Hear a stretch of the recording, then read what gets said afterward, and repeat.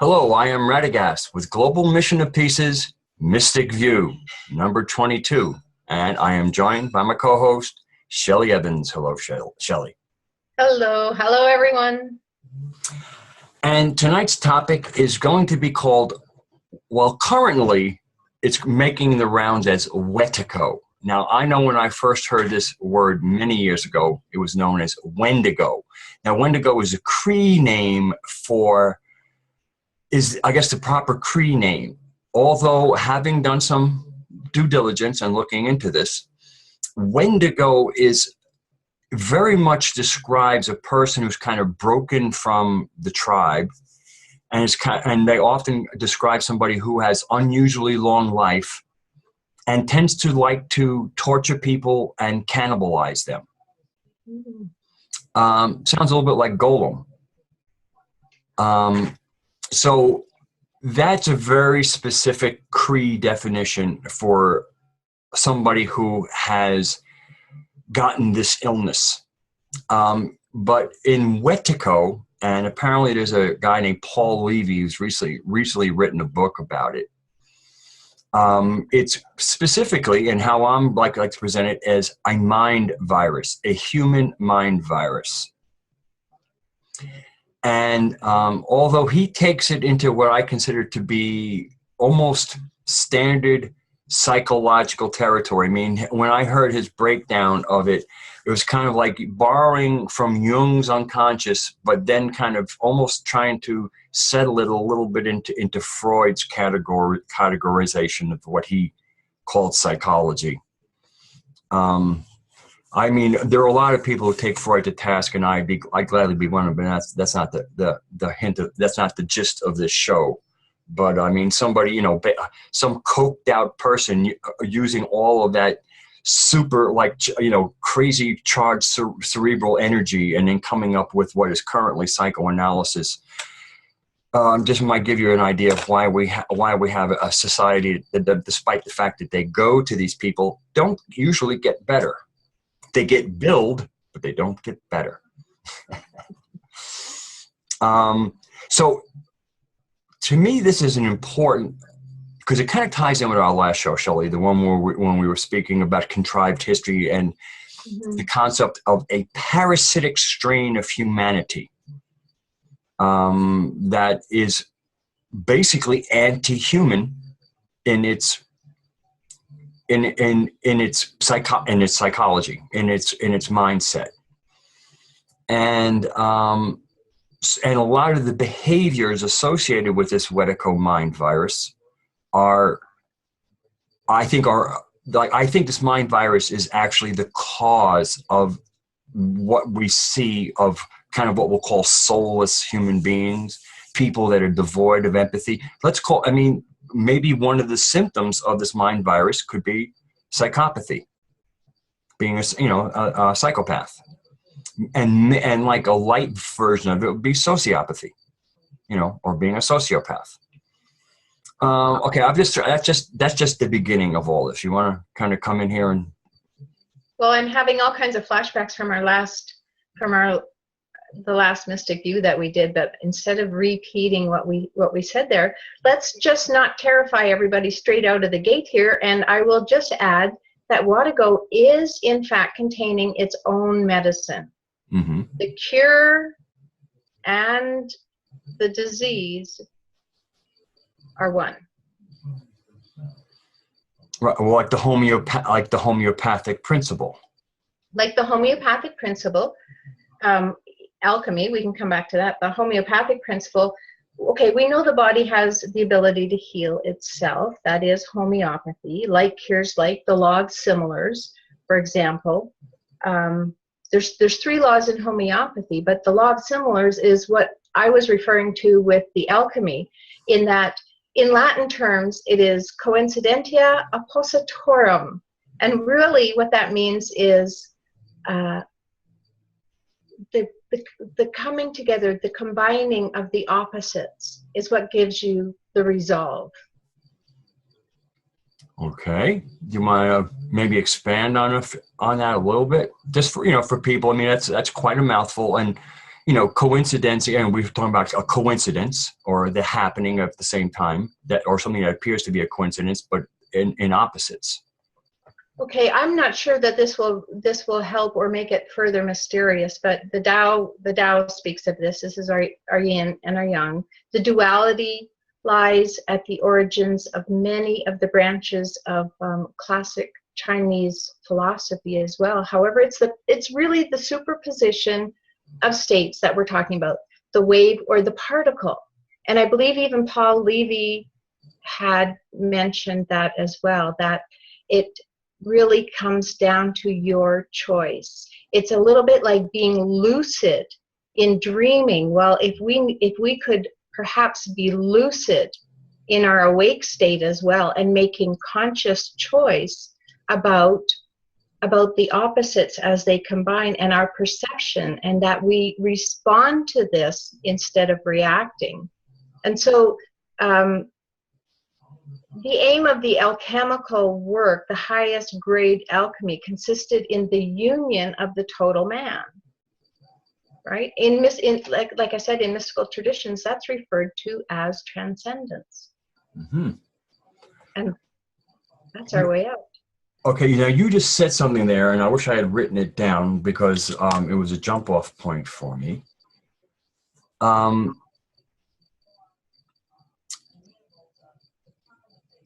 Self is the conjunction of opposites. Mm-hmm. How about that?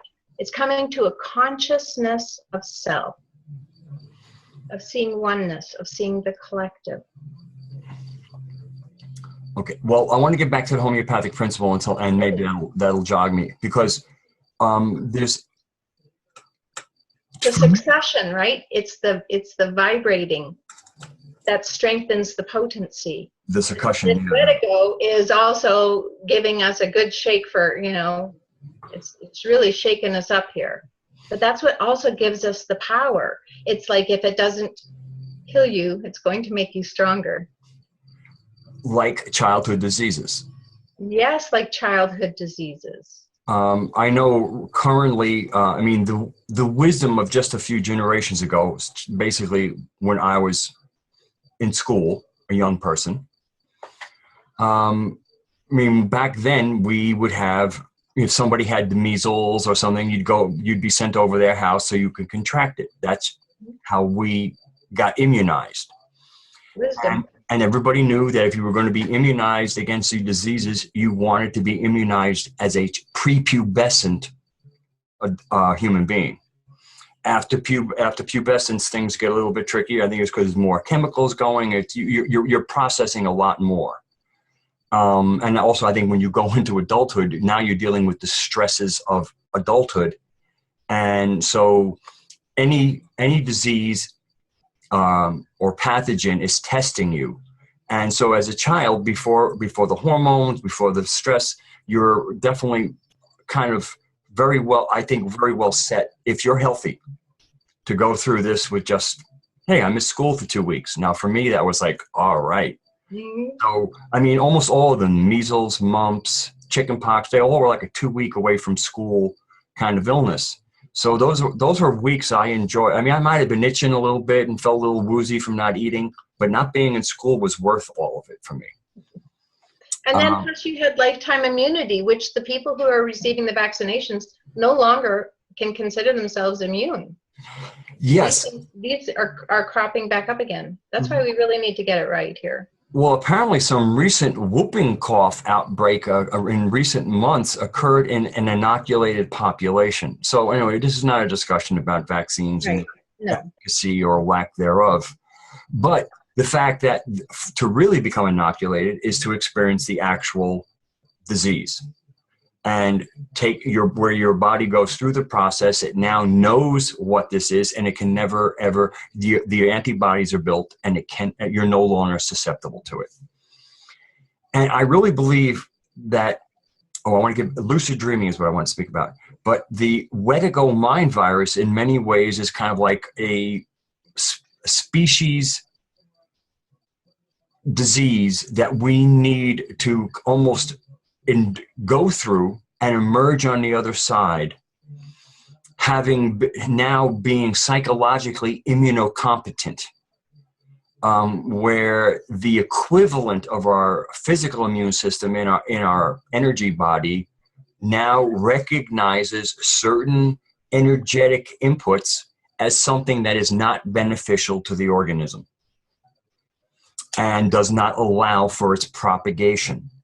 Because the virus, any kind of virus, actually cannot replicate. It has to connive, trick, bypass the defenses of a replicating cell and go, oh, here's a little package for you, which happens to be a package of DNA, and next thing you know, you have the cell producing yourself for it, and that's a cell that's not immunocompetent. It's not competent. It can't tell right from wrong. It doesn't make a bad, weak, or anything. It just hasn't been through that education. Right, and that's the important part, is being immunocompetent, so that you are recognizing what is useful, we'll keep this, what is harmful, trash. Now, I know I've gone into this a little bit in some other mystic views, because it's a kind of recurrent theme with me about the thymus gland. It's why I normally wear blue-green, but I forgot my blue-green scarf at somebody's house. So I just had to wear green. Yeah, but maybe there's a stronger message in the green today. Maybe there is. What is the green combined of? How do you make green? You make it with yellow and blue, which in my studies, the yellow is the body or lower will, and blue is the communicative or higher will. And it's kind of interesting that the heart energy is a combined of the colors of the two wills. Yeah. And that immunocompetence in the body, where T cells learn how to differentiate and to know what isn't wanted and what can be left alone, is done in the thymus, which interestingly is a combination of, is blue-green, which is a combination of the heart and the higher will. And to me, the higher will is the more informed will. Not that the lower will is useless. The lower will has a lot of important bodily function things. I mean, being hungry is definitely a sense of the will going, I need to eat. And it's at a very biological level. It's not necessarily part of higher will. How you get your food might be part of higher will. Like you go, ooh, I could kind of pull up a bunch of peanuts off a bush, or I could shoot the squirrel. Higher will might go for the peanuts, brother or sister. But that's just my take on higher will. And so lucid dreaming, to me, that was such a crucial thing. And I remember hearing you say that the other day. Might have been on a Kevin Baker show, but how many of us really are sleepwalking? In many ways, we're doing waking life like we do dreaming life, where we kind of come, oh, I had this really weird dream. It's like the dream happened to you, okay? And then for many of us, life happens to us. So the way you kind of change a dream from happening to you is you wake up in a dream and you start to direct it. That's lucid dreaming. So one of the ways that you take charge of your life is you start to lead a lucid life. Yeah, you make choices. And so those choices, like you opened with the Freudian thing, I think really the answer there is, if you're not sure, just check in with your heart. Your heart will direct you in the highest way. I think we're a theme has developed for myself and you, and that is that the heart is really the crux of our existence. It's not to make the other chakras, because when I say the heart, I do mean the heart chakra, not so much the physical heart, the consciousness of the heart, which is the heart chakra. And it's not that any of the other ones are less important. They're obviously all part of a continuum. But the focus, and it seems, again, it's the central hub. Everybody knows we have 12 and possibly 13 chakras, but in your body, along your spine, you have 7. Yes, you have other chakras on the palms of your hand, you have on the soles of your feet, you have chakras everywhere. But I'm talking about the main seats of consciousness, not just other portals.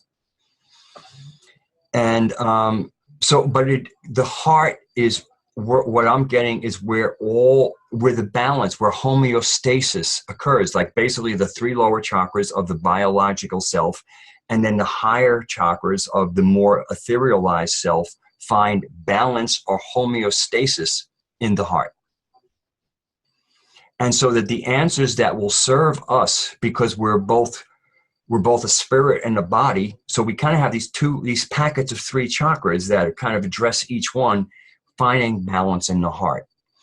And being as we are a spiritual being having a physical experience, we're going to need the balance. We can't, like some Gnostics, where the whole physical world is evil, and that we should only live a spiritual life. Some of them were down, to the point of being celibate, which from a biological point of view is dumb.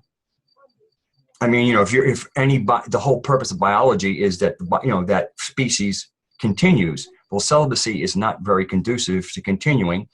And if the ones who kind of have some understanding of the universe don't procreate and pass on that information, then you're going to end up with a bunch of people who don't have the information. So anyway. Well, yeah, no, that's true. And so really that draws us back to the whole alchemical supposition behind that, right? Where it's the homeostasis. For instance, if you have something hot, it will tend to cool off. If you have something wet, it's going to dry out. That was spoken as cognition lapsing into contradiction whenever it sought to apprehend the infinite. And isn't that what we're all trying to do, is understand the infinite? We perceive ourselves as duality, as separate, but yet somewhere we know we're eternal, infinite beings, and religion wants to teach us all about being eternal, infinite beings. And yet to apprehend or to comprehend the infinite, it seems to contradict itself. And so it's the existing and the collective, understanding it, seeing it in the full 360 degrees simultaneously, instead of having this opinion and then taking the pendulum swing, going, okay, now I get that opinion, and eventually you come into the center of understanding. It's that balance. Mm-hmm. And really, I think the balance resolves Wetiko or Wendigo. Yeah, and I really, the reason of bringing this up is so we can conduct our own inward look from a hygienic point of view, to look for maybe signs that because of this virus manifesting in your life. Now, what we call the psychopaths, many the cabal, the bad elite and all the rest of that, those tired memes. What we're looking at is a sick population. And the interesting thing is whether or not this is as organic to us and as natural, a kind of a rite of passage. Excuse me. Because basically speaking, from an organism point of view, the childhood diseases are rites of passage. You need to be healthy enough to get past the diseases to have a healthy adult life. And should you get hit with these diseases in adult life, you might not fare well. So they're kind of a rite of passage. So, what I'm wondering is whether or not this Wetiko virus is a rite of passage to, and again, enable us to exist at higher planes of existence. Because what is really becoming very obvious, especially from when you read the ancient texts, that what a lot of people are getting from the ancient texts is that, we interacted with ETs. What gets missed is that we were also interacting greatly with EDs, which is not erectile dysfunction, but extra dimensionals.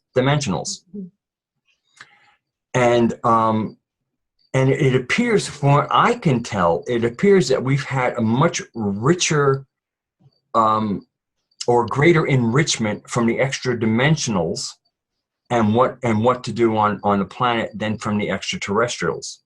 So I almost wonder if some of this kind of mind virus wasn't brought by extraterrestrials, or whether or not it's just part of some of the hurdles that we as a species have to go. I mean, it's the torture test. And then we go, that sounds cruel. When I mean a torture test, I'm using it a little bit like you know, when you have a product and you know, so you want to drop it a few times, you know, you want to whack it, or, you know, you maybe throw it in water. You want to see, you know, how does it stand up to the environment? Simple environmental stresses, nothing more, nothing brutal. You know, it's like when you buy a car, you kick the tires, maybe you open and close the door, see, you know, it's not you're trying to torture it. You don't want it to divulge any secrets under duress. It's just, you know, what are you made of? You know, do you look like you are as sturdy as you are? Or, you know, is that really a brick wall, or is it a curtain with bricks painted on it? Well, I'm going to have to kick it. Ow. Oh, it is really brick. Okay. We got that figured out. Thought it might have been a curtain. So, you know, these kind of hurdles that I really believe is important, because again, we're naturally not organic. We're naturally spirit. We're naturally, I'm not going to say inorganic, but we're not biology. And so the biological state is something that spirit is moving into, and has for a long time. But I don't even want to say a long time, because there is no real time. Really, there is no real time. There's now, and when we, you know, we can say a long time, and there's validity to that. But it's also important in my, like, the more we can take things off of timelines, the more we can just look at them in their eternal now, and that we can apprehend them. I feel better that way. So that's the whole thing, is whether or not what the source of this Wetiko is. But most importantly, sometimes it isn't always important to know where it came from, other than what do we do with the situation? What is of utility for us? Well, Wetiko certainly holds a wake-up call for all of us.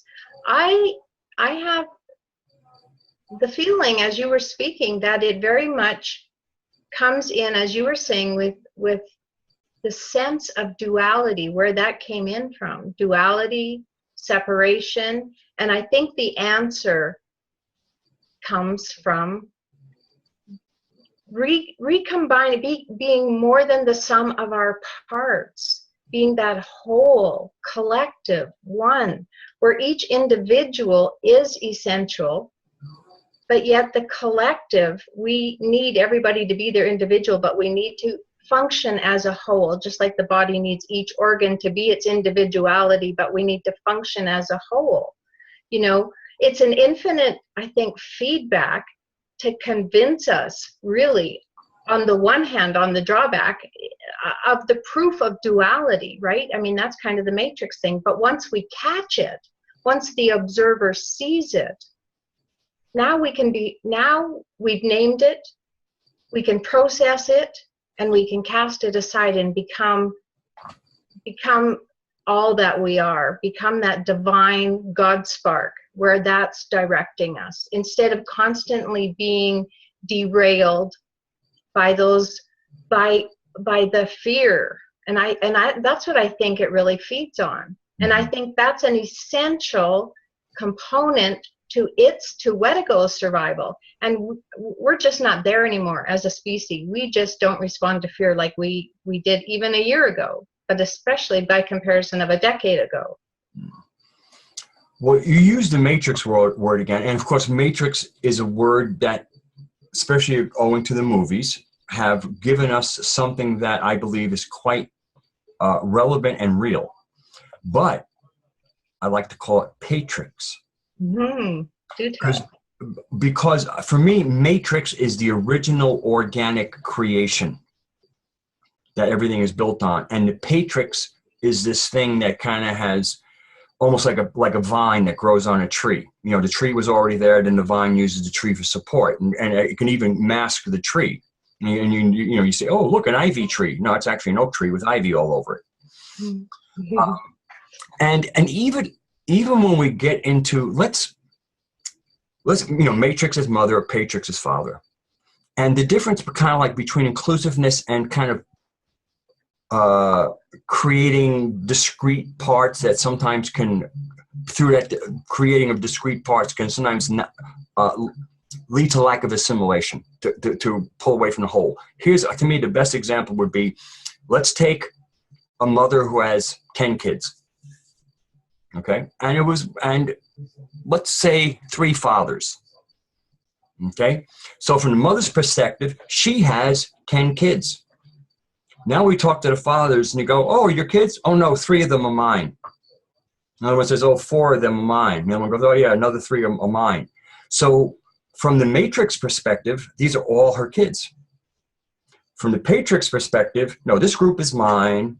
And now they might get along, but we don't, who knows what the patrix is saying to them to, you know, will they say, oh, you're my group, and, you know, you can be friendly to them, but, you know, we got to stay discreet. And again, I mean, and to me, that's why what I also see about why I call it the patrix, because part of this, what I consider the parasitic overlay on the organic matrix, is this kind of the same way, you know, the way the left brain works. You know, it's into discrete parts. It'll take a whole and dissect it and go, oh, it's made, you know, it's this, it's this, it's this, it's this. When meanwhile, when you put them together, there's only one thing. So I mean, I didn't mean to get off of the Wetiko thing, but I mean, I guess I'm trying to introduce a new meme, and I'm not the first person to do this. I heard somebody else. Well, actually, I did it first, and then I saw somebody else make a video about Patrix. But then when I listened to it, the word was great, the concept was great, but the explanation of the concept was really goofy. So anyway, I won't be putting a link up to that video. Well, the point is that we are all interrelated, and we are having a collective dream, and everybody involved in the dream is having an influence and influencing others. And that's where we come back to lucid. Lucid living. Lucidity, yes. Yeah, because I mean, right now everybody's like, oh, I'm trying to lucid dream, I'm trying to lucid dream. That's a really noble thing to do, but try to lucid live. Mm-hmm. And I mean, and we can catch ourselves all the time. I mean, if you're getting ready to go for a drive and you're busy, all kinds of stuff, and you get in your car, you go, oh, crap, I forgot, I left my keys on the kitchen table. Well, you knew, so you can't tell me you weren't sleepwalking. Mm-hmm. I mean, you needed your car, you're going out to your car, you're going to need your keys, and you forget your keys. Now, again, this is all simple stuff, but these are little clues to us of how much we sleepwalk, how much we are not lucid living. Right. And, you know, here's something that you will probably be interested in, too, is my take on it is much like the trickster, Wetiko. It's much like that coyote. The trickster, right? And it only plays until it's seen. And once it's seen, hey, the game's over, and it goes off to play somewhere else. Yes. Well, it does. It is about correct is a tricky word. It is about choosing. How about choosing wisely? Because this will bring us back to the heart. Because for me, wisdom isn't knowledge. It's gnosis, or knowing. And most importantly, it's knowing the right thing to do in the moment. Mm-hmm. Mm-hmm. So we're constantly kind of coming back to this heart-centered place where to lucidly live, and which means to be awake enough to realize that, like, at every given time you have like these choices. You're moving into the next moment, and the next moment is move here or move there. And the wisdom to pick, rather than the correct choice, the wise choice, is wisdom is synonymous with heart knowledge, or knowing, or gnosis. And so if you want to be wise, you go into your heart and go, okay, of these two things, I'm a little confused. Ask your heart. That's right. Ask your heart and dream yourself awake. We can dream ourselves awake here. Yes. And going into even the concept of, reality itself is the creator's dream. So as we walk through, this macro created dream with our micro dreaming, we need to be lucid, or else, like a dream, it'll happen to us instead of us directing it. And really, whether you're lucid dreaming or lucid living, the main thing is you're the driver.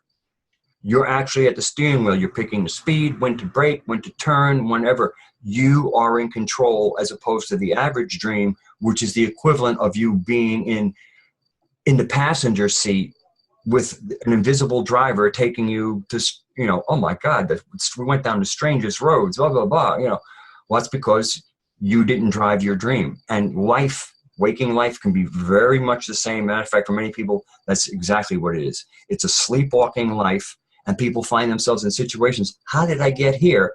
And if they could follow it back, they would realize that they got there because when they could have gone left, they went right, or vice versa. Right, and that heart can lead you to your God spark, because what we know is that we're actually fragments of light. Or, oh, come on, we all know that everything about us is photon, that's light. And as just a little reminder that as the light comes into the shadows, it appears darker, right? So don't give up at that last minute when what you're doing is flushing those dark shadows to the surface, to be seen, to be observed, so that it can be sent out. Now, the other question, it's almost an uncomfortable, or should I say consideration, is, okay, if we had an outbreak of a disease in a community, usually we would try to quarantine, or, you know, especially if it's, you know, I mean, with measles, you don't quarantine. You actually do your best to expose everybody, at least all the kids. But in certain things that might be a lot more taxing and a lot more potentially fatal than you know, measles or mumps or something like that.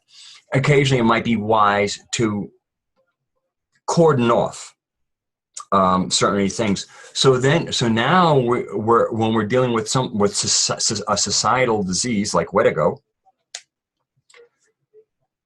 what do we do with the sick ones? And I'm not saying I have an answer, but the thing is that, of course, the most important thing is make sure you're not one of the sick ones. Well, actually, I don't know about that, because what I think finds the most efficient response to that is if we see something outside of ourselves and we find it, we need to find where that still exists in us, because there's still the principle that it's reflecting something back about us, where we haven't received, like maybe an area in our life where we haven't loved ourselves. And so the more we can find any of those things existing in us, we have the power to clear it when it's within us, not when it's somebody else. No, we can only deal with it from our own personal action. And I find that is very effective. And in fact, there's a pretty famous surgeon who, before any surgery, he'll take the records of whomever is his patient of the day, whatever surgery. I'm pretty sure he's a heart surgeon. He'll go through their symptoms. He will locate an analogy or something that he can relate to in himself. He will heal it in himself. He will balance it, okay? He will bring it back into homeostasis.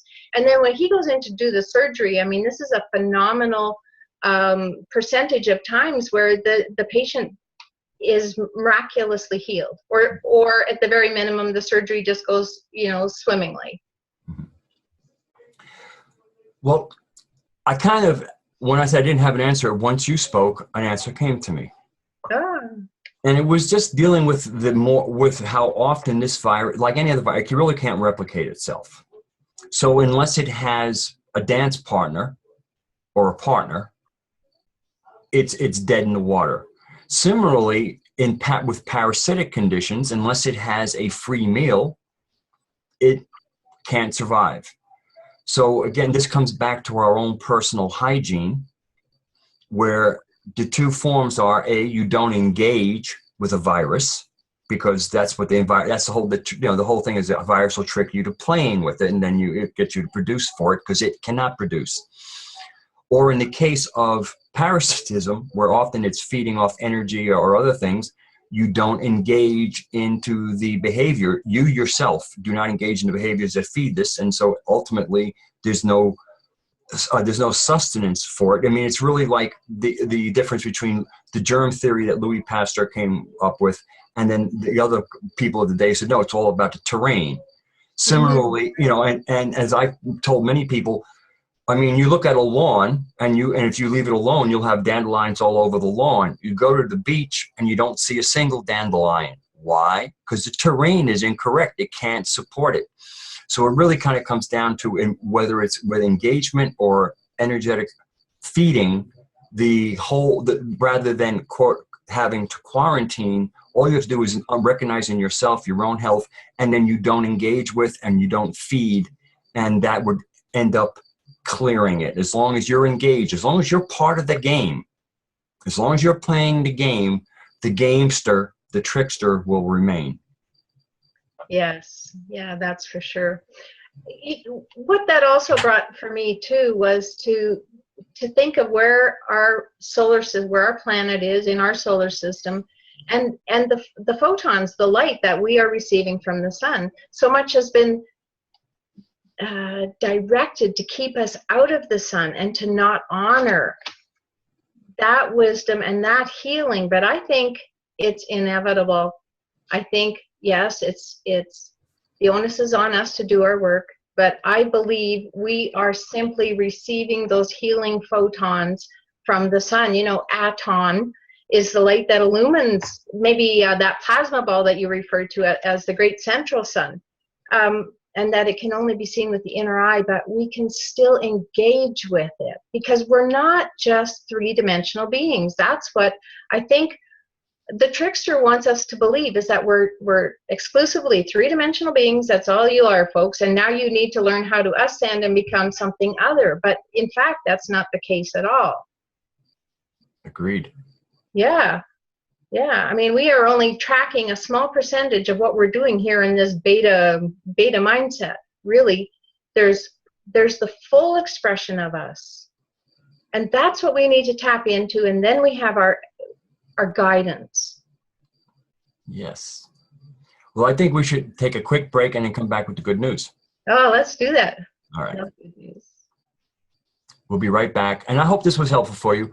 We kind of bringing up a subject, and it's a deep subject. I mean, it really affects our species. You look at the world right now and you can see there's a lot of infected people.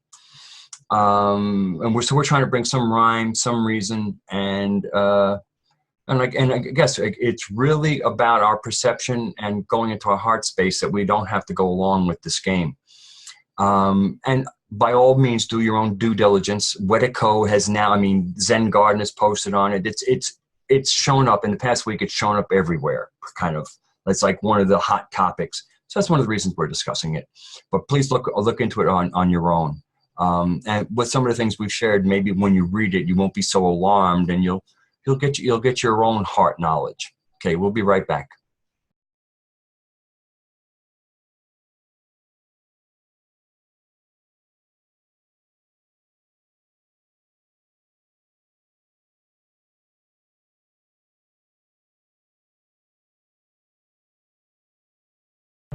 Global Mission of Peace is a worldwide team of like-hearted individuals focused on a new paradigm of unity, peace, and understanding.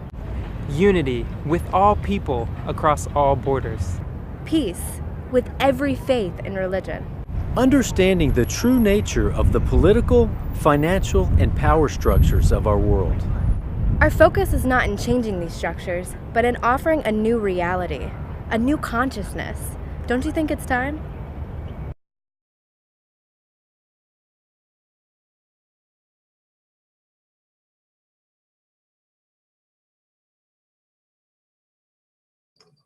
Okay, we're back with the good news part of Mystic View. We don't always remember to do the good news, but we're on top of things today. So I guess I will start out, Shelley.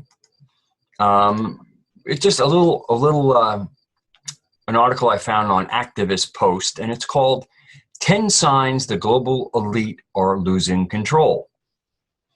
And I'm just going to basically read off the bullet points.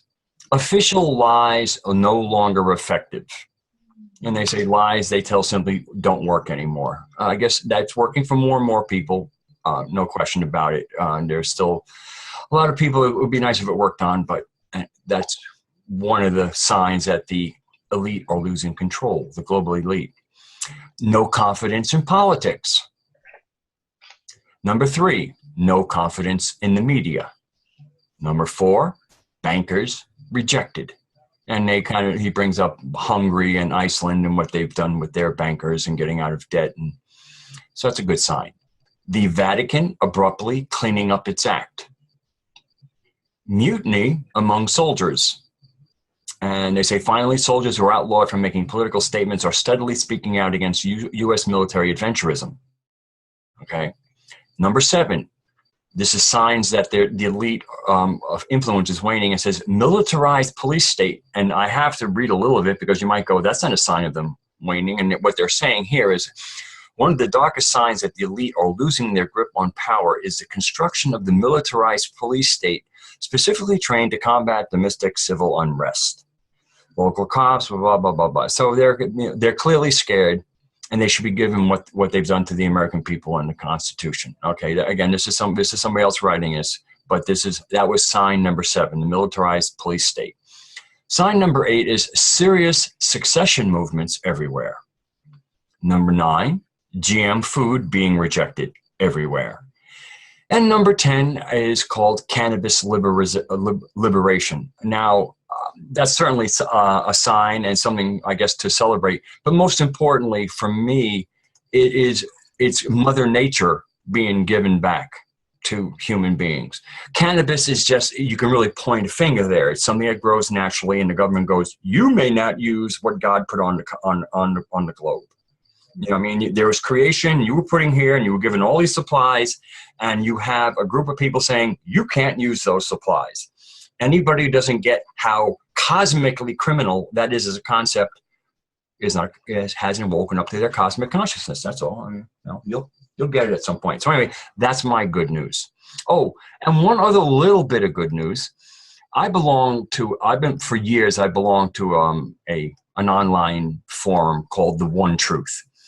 And actually, the forum, it's a smaller, sleepy forum. Many of us are former Project Avalon, or Bill Ryan's Project Avalon forum, and many of us have been dismissed from Project Avalon for running afoul of Bill's thin skin and very fragile ego.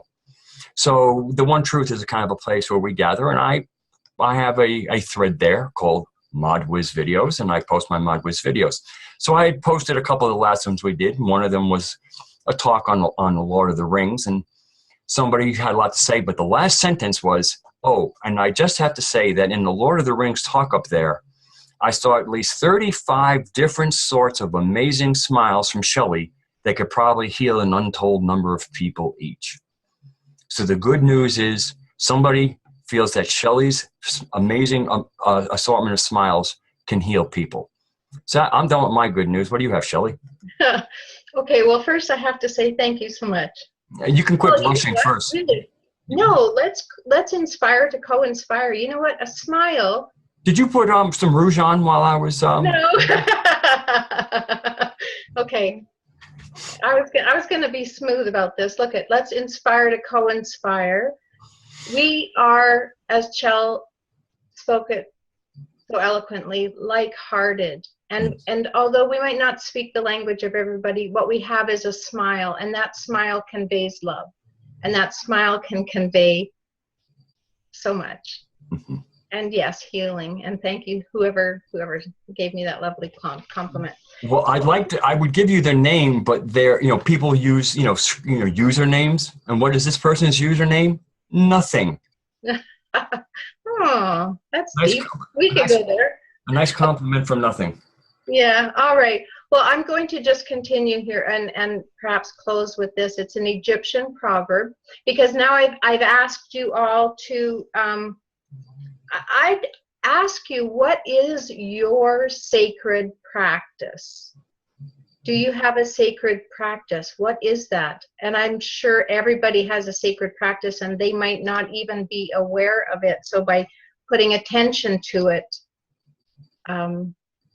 I think the body can go where the thoughts are directed. So I think we can bring in a lot of very positive energy for that. But I just wanted to finish with this Egyptian proverb.